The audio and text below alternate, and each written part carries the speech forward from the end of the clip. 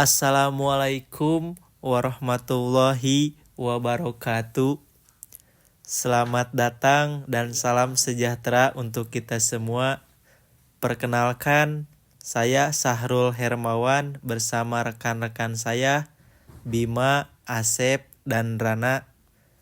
Kami adalah mahasiswa dari Universitas Garut dan dalam kesempatan ini kami akan memaparkan hasil penelitian kami yang berjudul Pengaruh Teknologi Digital terhadap Kebiasaan Mahasiswa dalam Mengerjakan Tugas Mendekati Deadline.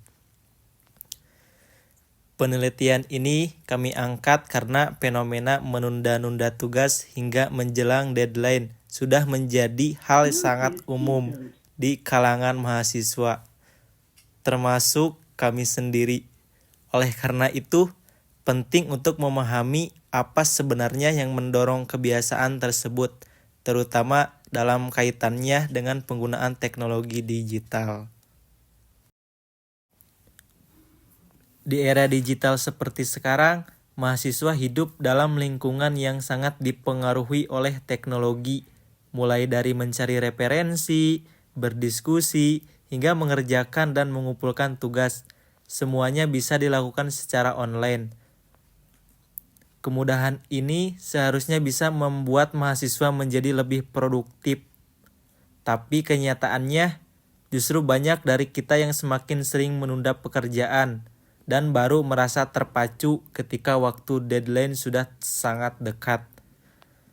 Fenomena ini disebut dengan prokrastinasi akademik, yaitu kecenderungan untuk menunda-nunda tugas hingga batas akhir waktu. Nah, dalam penelitian ini, kami ingin menyelidiki lebih jauh apakah teknologi digital itu sebenarnya membantu atau justru memperparah kebiasaan menunda tersebut.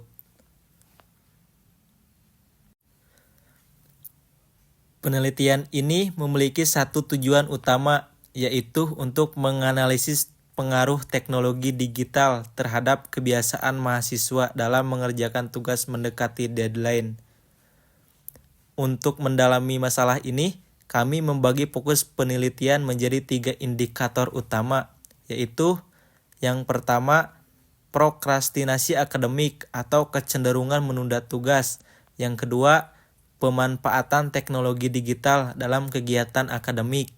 Yang ketiga, gangguan atau distraksi yang muncul dari penggunaan teknologi itu sendiri. Dengan ketiga fokus ini, kami ingin menggambarkan bagaimana sebenarnya perilaku mahasiswa terbentuk saat berhadapan dengan tugas dan teknologi secara bersama. Untuk materi selanjutnya akan dipaparkan oleh teman saya.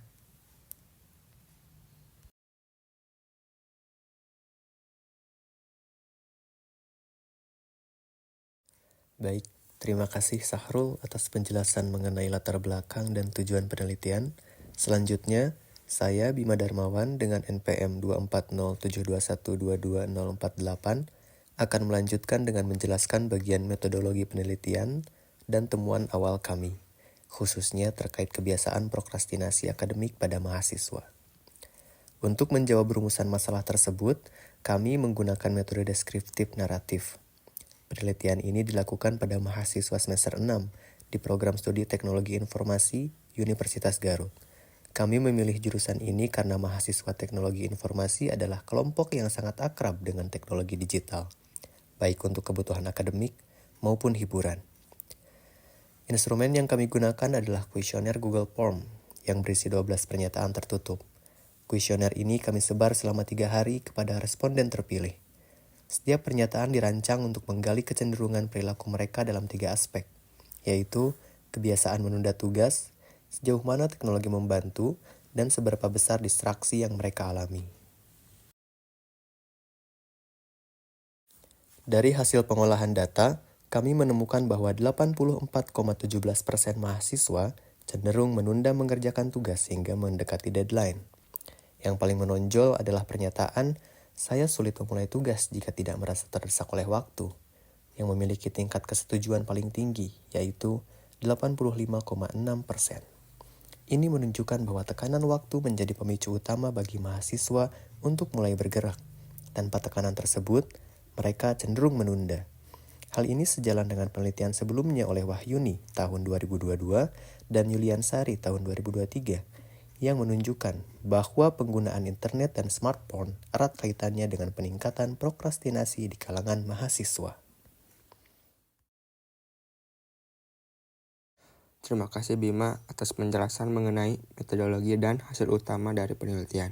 Selanjutnya, saya Asep Mulyadi dengan NPM 240721222035 akan menjelaskan tentang pemanfaatan teknologi digital.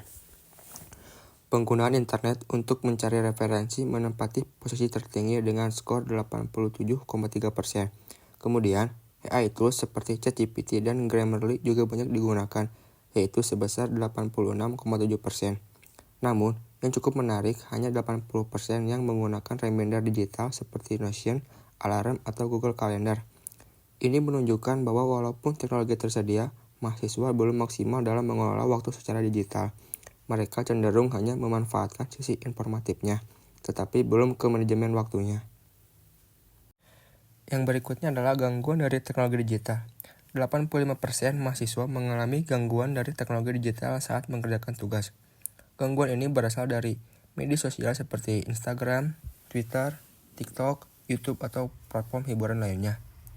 Notifikasi HP yang terus muncul. Bahkan 86,67% responden mengaku pernah lupa atau telat mengerjakan tugas karena terlalu banyak membuka aplikasi hiburan. Ini memperlihatkan bahwa teknologi bukan hanya sebagai alat bantu, tetapi juga sebagai sumber gangguan yang sangat kuat. Selanjutnya ada hasil dari diskusi. Yang pertama, teknologi ambivalen produktif atau menunda, tidak otomatis meningkatkan disiplin. Yang ketiga, butuh kontrol dan literasi digital. Dari ketiga indikator tersebut, kami menyimpulkan bahwa teknologi digital bersifat ambivalen. Di satu sisi, mahasiswa terbantu dengan internet, AI, dan platform LMS, namun di sisi lain mereka juga justru terdistraksi oleh media sosial dan hiburan digital. Nah, menariknya, kami menemukan bahwa masalahnya bukan pada teknologinya, melainkan pada bagaimana mahasiswa mengelola dan menggunakan teknologi tersebut.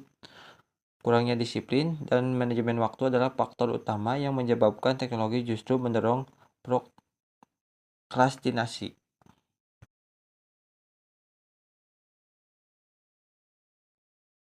Selanjutnya ada kesimpulan. Jadi, dari hasil penelitian kami dapat disimpulkan bahwa yang pertama, prokrastinasi akademik tetap tinggi bahkan di era digital. Yang kedua, teknologi bukan penyebab langsung melainkan menjadi fasilitator dan kebiasaan pribadi. Yang ketiga, oleh karena itu, solusi yang kami sarankan adalah yang pertama, meningkatkan literasi digital. Yang kedua, melatih manajemen waktu. Selanjutnya, mengatur menggunakan teknologi agar tidak berlebihan. Dengan pendekatan ini, mahasiswa bisa produktif tanpa harus bertanggung jawab pada tekanan deadline. Baik, selanjutnya, sebagai penutup, izinkan saya mengingatkan kita semua bahwa teknologi hanyalah alat, kitalah yang menentukan bagaimana cara menggunakannya. Jangan sampai kita menjadi budak dari teknologi yang kita miliki. Terima kasih atas perhatiannya teman-teman dan Bapak Ibu dosen penguji. Semoga penelitian ini memberi manfaat dan menjadi bahan pertimbangan dalam pengembangan strategi pembelajaran di era digital. Wassalamualaikum warahmatullahi wabarakatuh.